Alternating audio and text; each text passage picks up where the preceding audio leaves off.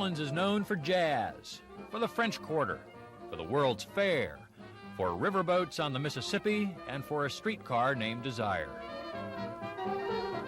10 years ago, it was also known for a disgraceful zoo, the Audubon. 10 years ago, the Audubon Zoo was considered probably the worst zoo in the country. It was so wretched and filthy, we were told, the curious only visited in cool weather. In the summer, it smelled so bad, no one could stand it.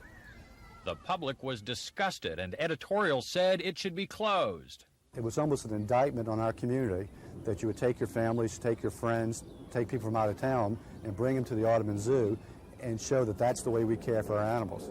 Animals were locked in small cages with iron bars and cement floors.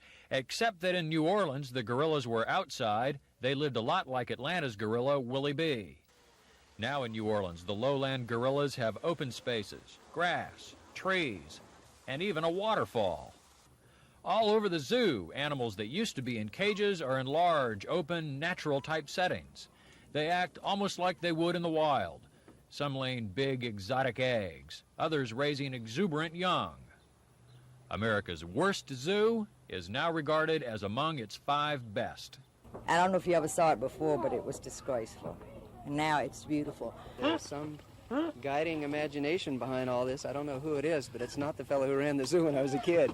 That guidance came from Ron Foreman, who became director of the Audubon Zoo when it was awful, and with a helpful public, turned it around. It's easy. It really is a process that people get behind you, they rally around it, and it's a sense of pride for all. Now, do you know about the conditions at the Atlanta Zoo? I'm familiar with the conditions. Do you think that zoo, and the acreage that it has, the climate of the city and so on, that it could do this? Without a doubt. Is there a valid comparison to be made between the New Orleans and Atlanta zoos?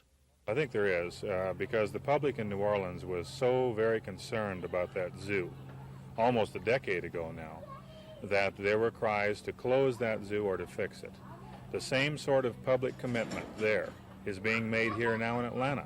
How does a zoo go from worst to best? We'll tell you more about that tomorrow. Jeff Dorr, Channel 2 News.